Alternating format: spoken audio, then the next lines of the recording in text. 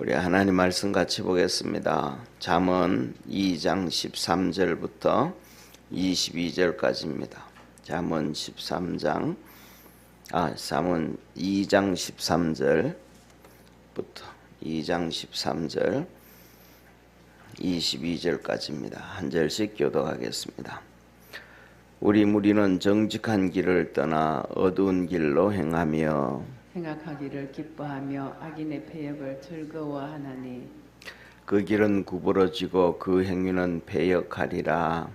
지혜가 또 너를 음녀에게서 말로 후리는 이방 계집에게서 구원하리니 그는 소시의 짝을 버리며 그 하나님의 언약을 버린 자라. 그 집은 사망으로 그 길은 음부로 기울어졌나니 누구든지 그에게로 가는 자는 돌아오지 못하며 또 생명길을 얻지 못하느니라. 지혜가 너로 선한 자의 길로 행하게 하며 또 의인의 길을 지키게 하리니 대저 정직한 자는 땅에 거하며 완전한 자는 땅에 남아 있으리라. 그러나 악인은 땅에서 끊어지겠고 괴율한 자는 땅에서 뽑히리라. 아멘. 오늘 이 본문 말씀 보면 지혜는 이렇게 말씀을 하고 있습니다. 16절 한번 보시죠. 지혜가 또 너를 음녀에게서 말로 호리는 이방 계집에게서 구원하리니. 지혜가 악에서부터 건집니다. 지혜가 악한 사람들부터 건진다고 합니다. 그러면 여기서 말씀하는 지혜가 뭔가? 지혜가 없어서 사람들이 거기에 빠지는 것이 아니라고 생각하거든요. 그러니까 성경에서 말씀하는 지혜와 세상에서 얘기하는 지혜가 다릅니다. 세상에서 얘기하는 선함과 하나님이 말씀하시는 선함과는 전혀 다릅니다. 그래서 바리새인들이 예수님한테 와서 말하죠. 선한 선생님이여 내가 어떻게 해야 구원을 얻으리까 물을 때 예수님은 죄가 하나도 없으심에도 불구하고 죄와는 관련도 없으심에도 불구하고 예수님 말합니다. 네가 어찌 나를 선하다고 하느냐. 하나님 한 분 외에는 선한 것이 없느니라. 그런데 우리는 하나님의 말씀을 이렇게 볼 때마다 뭐냐면 우리 각자 모두의 주관적인 관점으로 보고 세상의 관점으로 보고 세상이 얘기하는 그 단어의 개념의 기준으로 성경을 보다가 보니까 자꾸 약간씩 틀려지는 부분들이 있습니다. 여기서 말씀하는 지혜라는 것은 하나님의 말씀을 통한 지혜라는 것을 믿으시기를 바랍니다. 그래서 하나님의 말씀을 들을 때 하나님이 우리에게 주시는 지혜를 얘기합니다. 자 보세요. 오늘도 우리가 새벽 예배 때 우리는 우리 거의 대부분 기독교 있죠, 그죠? 기독교는 전부 다 신앙 고백을 합니다. 기독교라고 얘기하면 우리는 그냥 이렇게 개신교 이렇게 얘기하지만 그게 아니고 기독교는 쉽게 말하면 초대교회 때부터 시작해서 그 신앙의 전통을 이어온 것을 기독교라고 합니다. 다시 말하면 예수님을 통해서만 구원이 있다라고 믿는 게 기독교입니다. 그걸 크리스찬이티라 그러죠, 그죠? 그러니까 그리스도를 한자로 기독이라고 합니다. 한자로. 그러니까 예수님만 구원이 그리스도이시다. 우리의 구세주다. 이걸 믿는 걸 기독교예요. 그러니까 천주교는 기독교가 아닌 거예요. 왜냐하면 천주교는 예수님도 믿어요. 하나님도 믿어요. 성령도 믿어요. 그런데 기독교가 아닌 이유는 천주교는 예수님을 하나님의 아들로 믿는데 예수님으로 구원받는 게 아니고 천주교에서 선정해 놓은 성인들의 선을 덧입어서 구원을 얻는다. 그래서 지금은 천주교가 다 말을 다 바꿨습니다. 옛날에는 성서라 그랬는데 지금은 성경이라 그러고요. 옛날에는 영세라 그랬는데 지금은 세례라고 합니다. 다 이렇게 속여놓은 거예요. 바꿔놓은 거예요. 그러니까 영세라는 말이 바로 그겁니다. 내가 구원받다, 영원히 해결됐다. 죄의 문제가 영원히 해결됐다. 그래서 그 세례명이 있습니다. 세례명. 그 세례명이라는 그 사람으로 인해서 구원받았다. 그러기 때문에 이 천주교는 기독교가 아닙니다. 그래서 예를 들면 독일 같은 경우는 루터교, 영국 같은 경우에는 성공회, 그 다음에 또 동유럽으로 흘러간 교회 같은 경우에는 동방정교, 동방정교라 그러죠. 올스톡 처치라고 하는 이 동방정교, 또 아프리카 쪽으로 간 교회는 곱트교, 이게 전부 다 기독교입니다. 그런데 이 모든 기독교는 전부 다 각자가 시대 그때마다 이 신앙 고백을 했습니다. 그런데 그 특징이 사도신경과 거의 동일합니다. 사도신경의 시작은 초대교회에서 이단들이 자꾸 생기니까 우리는 요것을 믿습니다. 이게 핵심입니다. 라고 얘기하는 거예요. 그러니까 여기에서 벗어난 것은 이단이다. 그것을 처음 정리한 것이 바로 이 사도신경으로부터 시작을 합니다. 그리고 그 다음에 그 뒤에서 나와서 이제 우리가 잘 아는 것처럼 성경 36, 성경 이렇게 66권이 정리가 되어지고 구약은 39권은 400년 정도 때 정리가 되어지고 신약 성경 27권은 3세기에 걸쳐서 4세기라 그러죠. 338년쯤 돼서 정리가 되어지는데 그때까지는 성경이 정경화가 되어지지 않았기 때문에 이단의 문제가 많이 생길 때 성경 이 사도신경을 이걸 중심으로 해가지고 이것을 벗어나면 이단, 여기서 안 벗어나면 괜찮다. 그래서 항상 우리를 고백합니다. 그러다가 이제 325년에 니케아 종교회의를 통해 가지고 지금은 터키 지방이에요. 거기서 이 사도신경이 되어지고 그 다음에 381년에 정리되어지는데 이 중요한 것은 제가 말씀드리려고 하는 것은 역사적인 배경이 아니고 이 사도신경을 요걸 믿으면 뭔데 이단이 아닌데 요것을 벗어나면 이단이다. 이게 핵심이거든요. 그래서 우리는 매 예배 시간마다 신앙 고백을 합니다.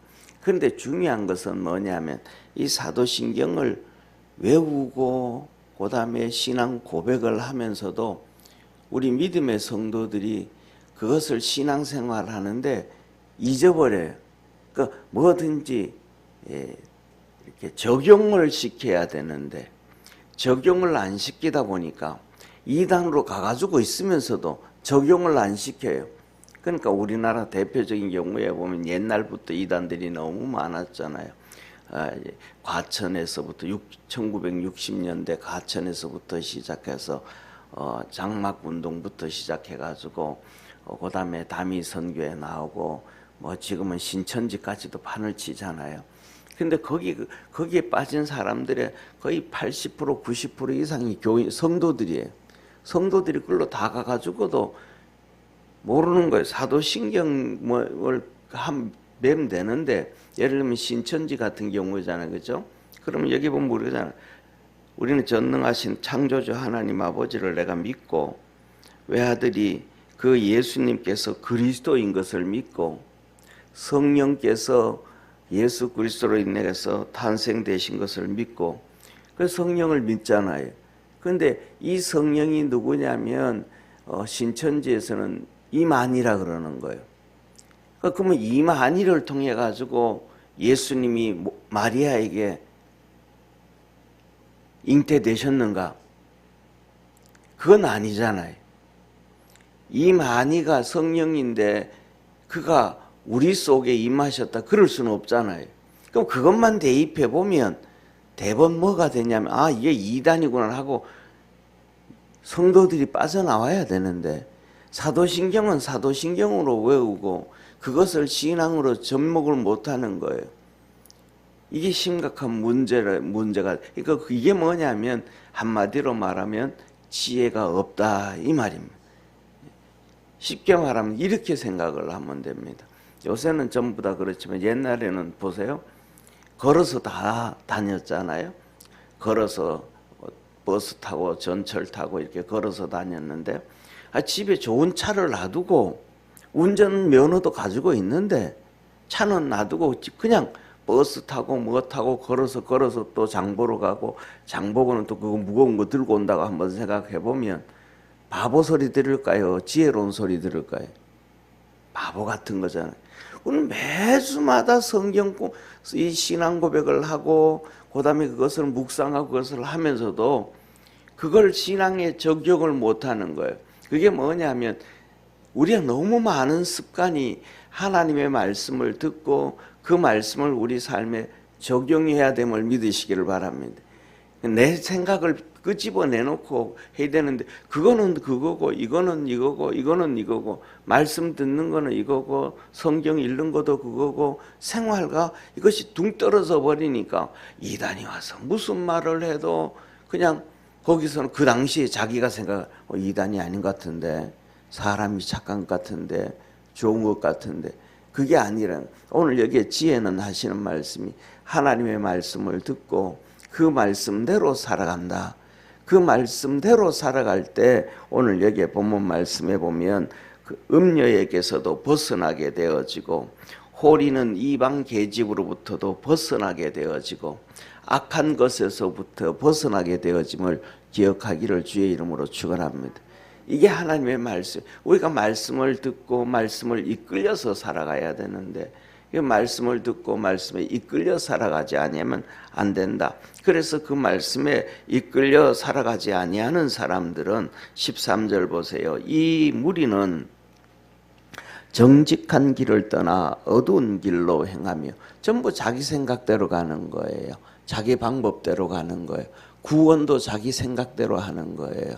그리고 글로 가고 그 다음에 악행하기를 기뻐하며 악인의 배역을 즐거워하나니 그 길은 구부러지고 그 행위는 배역하리라. 결국은 망하게 되어진다. 자기 방법대로 생각대로 그렇게 가게 되어지면 아무리 똑똑한 사람도 아무리 잘난 사람도 뭐냐면 지옥 백성이 되어지고 안 좋은 길로 걸어갈 수밖에 없다라고 얘기하는 것입니다. 그래서 뭐냐면 그러나 중요한 것은 여기 보십시오. 17절에 보면 그는 소시의 짝을 버리며 그 하나님의 언약을 잃어버린 자라.